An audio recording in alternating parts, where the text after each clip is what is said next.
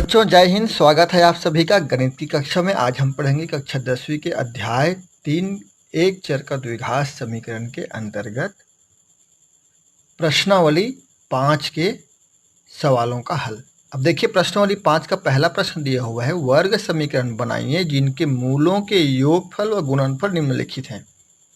अब ये मूलों के योगफल दिया हुआ है, गुणनफल दिया हुआ है, ऐसे ही 4 सवाल दिया हुआ है यहाँ पर। सबसे पहले हमको देखना होगा कि मूलों के योगफल हम किसे कहते हैं, मूलों के गुणनफल हम कैसे समझते हैं। तो चलिए सबसे पहले हम इसको देखते हैं।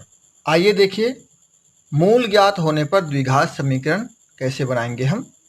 देखिए, यदि किसी द्विघात समीकरण के मूल अल्फा व बीटा हो तब वह द्विघात समीकरण इस प्रकार से होगा। x घात 2 ऋण मूलों का योगफल बोलेंगे इसको हम अल्फा धन बीटा गुना x धन अल्फा गुना बीटा, यानी मूलों के गुणनफल हम इसको बोलेंगे। तो इस प्रकार से यह हो गया बच्चों x घात 2 ऋण मूलों का योगफल गुना x धन मूलों का गुणनफल, ये अल्फा और बीटा दोनों का गुणनफल है, बराबर 0। तो मूलों का योगफल क्या हुआ, अल्फा धन बीटा, और मूलों का गुणनफल क्या हुआ, अल्फा गुना बीटा। अब इसके लिए भी मूलों का योगफल बराबर भी एक सूत्र है और मूलों का गुणनफल बराबर भी एक सूत्र है। देखिए, मूलों का योगफल बराबर होता है, यानी कि अल्फा धन बीटा बराबर होता है ऋण b बटे a। अब b क्या है, a क्या है, आप पहले जानते हैं। आदर्श समीकरण से जब हम तुलना करते हैं तो a b c वहाँ पर हमको प्राप्त होता है, इसी का b लिया गया है और a लिया गया है ना। ये वास्तविक संख्याएं हैं जहाँ a शून्य के बराबर नहीं होता है। अब मूलों का गुणनफल बराबर होता है बच्चों, मूलों का गुणनफल अल्फा गुना बीटा बराबर होता है c बटे a। तो इतने चीज़ों को याद रखना है, ये आपको याद रखना है। मूलों का योगफल अल्फा धन बीटा बराबर होता है ऋण b बटे a, ये आप याद रखेंगे। और दूसरा याद रखेंगे आप, मूलों का गुणनफल अल्फा गुना बीटा बराबर c बटे a, ये याद रखेंगे, ये हमेशा काम आएगा आगे। और जब हमको द्विघात समीकरण बनाना हो, यदि मूल ज्ञात हो तब इस सूत्र को आप याद रखिएगा, x घात 2 ऋण अल्फा धन बीटा, यानी मूलों का योगफल गुना x धन अल्फा गुना बीटा बराबर 0। तो बस यहाँ पर 3 चीज याद रखेंगे, आपका जो प्रश्नावली 5 है वो आसानी से बनेगा। इससे संबंधित जो सवाल आएगा वो भी आपसे आसानी से बनेगा। तो चलिए शुरू करते हैं प्रश्न क्रमांक 1 को। देखिए, आपको प्रश्न 1 दिया गया है, वर्ग समीकरण बनाइए जिसके मूलों के योगफल व गुणनफल निम्नलिखित हैं। तो पहला प्रश्न है, मूलों का योगफल बराबर ऋण 4, मूलों का गुणनफल बराबर ऋण 12। तो इसमें हम सूत्र लगाएंगे। कौन सा सूत्र लगाएंगे, फिर देखिए, x घात 2 ऋण अल्फा धन बीटा, यानी मूलों का योगफल गुना x धन अल्फा गुना बीटा बराबर 0।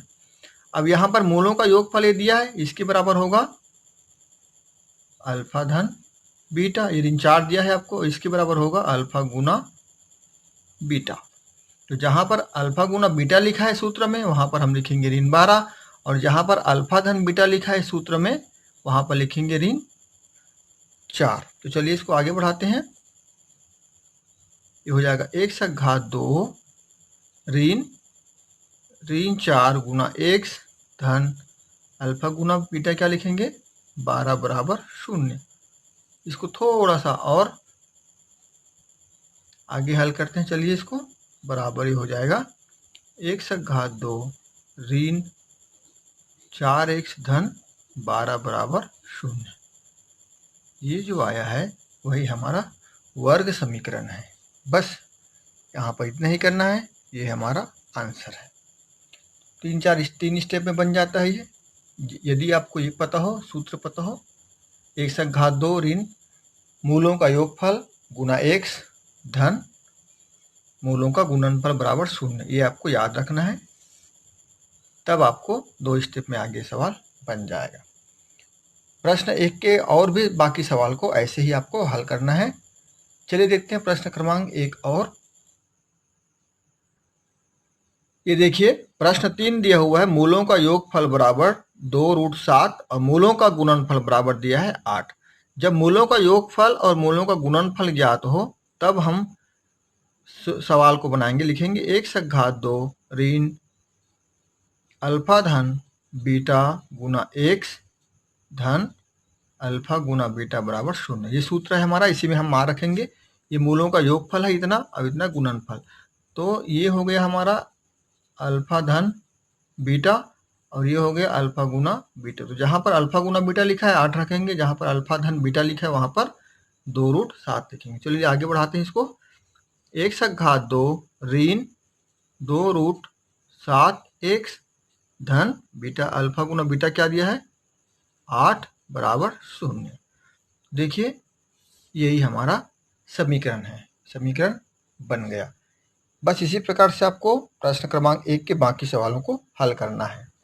बच्चों अब आइए बात करते हैं प्रश्न क्रमांक 2 की। वर्ग समीकरण बनाइए जिनके मूल निम्नलिखित हैं। तो आप जानते हैं वर्ग समीकरण के 2 मूल होते हैं, अल्फा और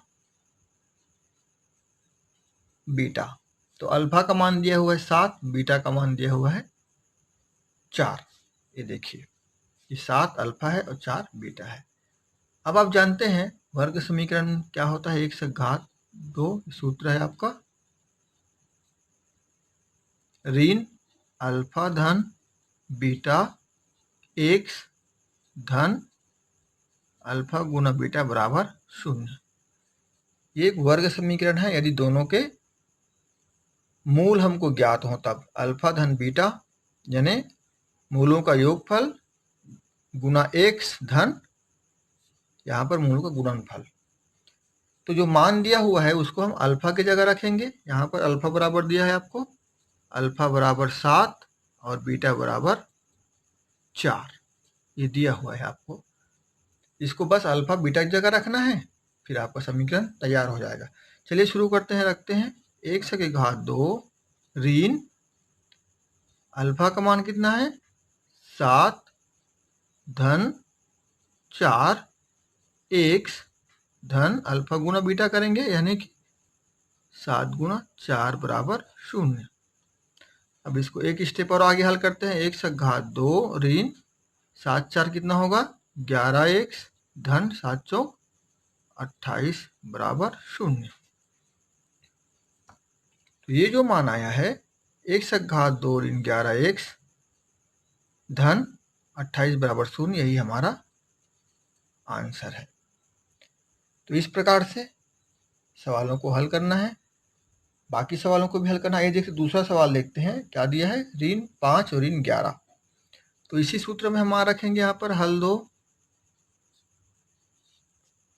1/2 ऋण अल्फा धन बीटा ब्रैकेट x धन अल्फा गुना बीटा बराबर 0। देखिए अल्फा बराबर क्या दिया है आपको, अल्फा बराबर ऋण 5, बीटा बराबर क्या दिया है आपको ऋण 11।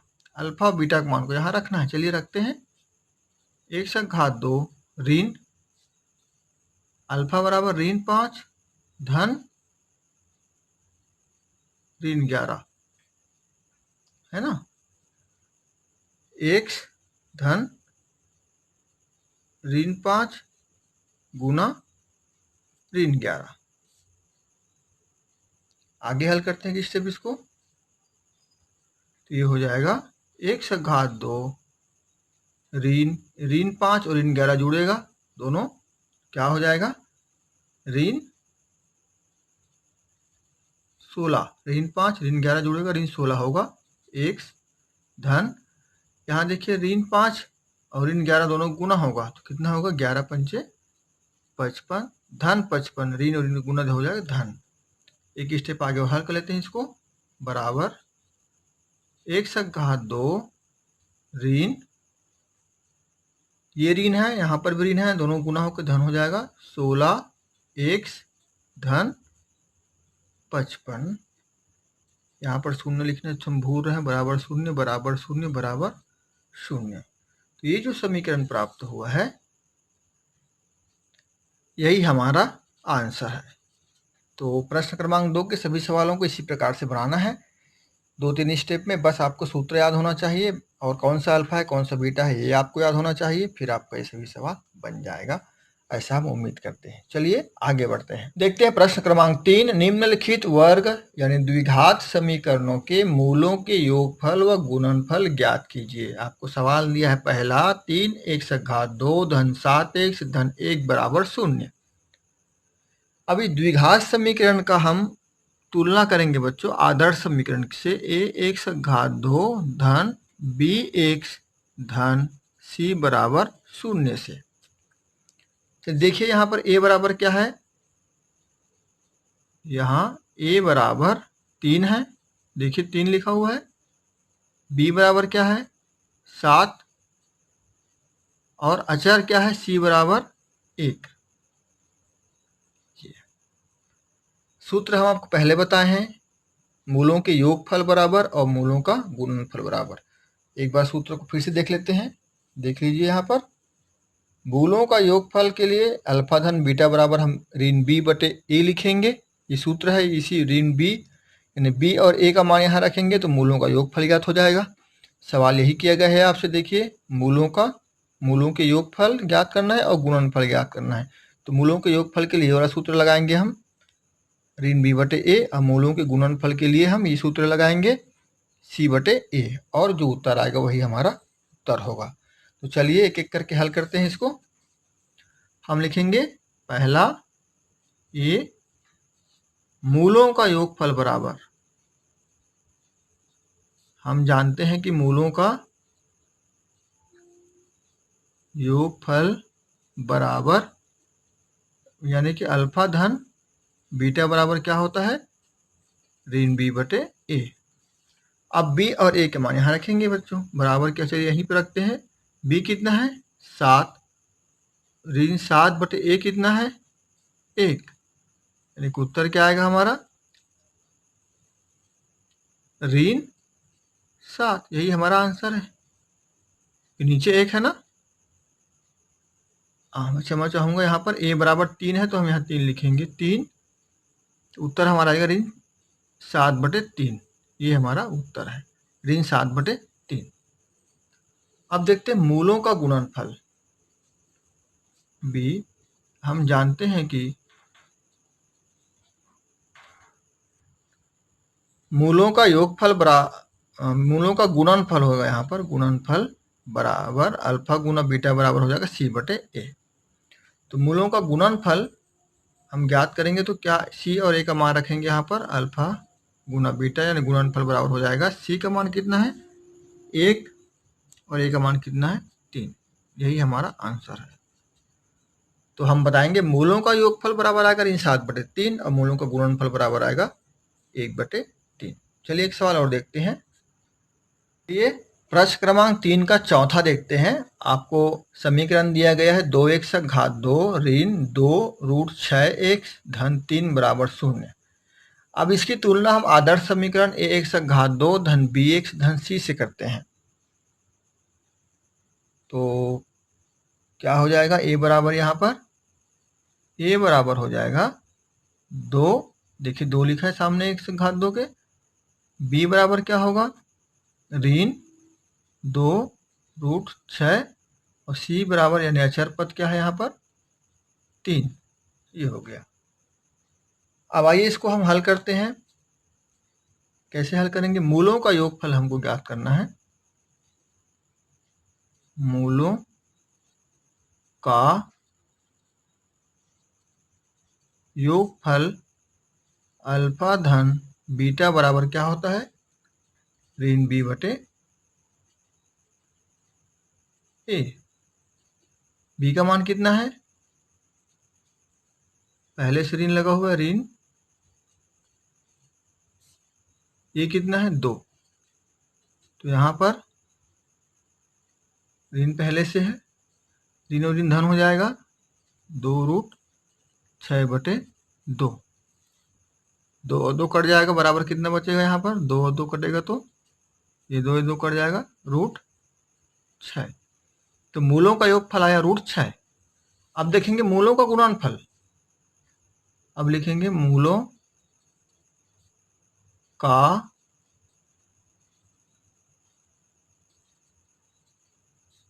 गुणनफल यानी अल्फा गुना बीटा बराबर क्या होता है सी बटे ए। सी कितना दिया हुआ है हमको? 3। देखिए सी 3 दिया हुआ है, ए 2 दिया हुआ है, वहाँ रख देते हैं यहाँ पर 3/2। तो एक हमारा उत्तर ये हुआ, एक उत्तर ये हुआ। मूलों का योगफल बराबर होता है, हुआ यहाँ पर √6 और मूलों का गुणनफल बराबर आया 3/2। इसी प्रकार से प्रश्नावली के बाकी सवालों को भी आपको हल करना है। हम उम्मीद करते हैं कि सभी प्रश्न महत्वपूर्ण हैं और परीक्षा में पूछे जाने योग्य हैं। बाकी सवालों को भी आप बनाएंगे और इसी प्रकार से यह अध्याय और प्रश्नावली दोनों यहीं पर समाप्त होते हैं बच्चों। मिलेंगे बहुत जल्द हम नए अध्याय में नए प्रश्नावली के साथ। तब तक के लिए आप सबको नमस्कार, जय हिंद।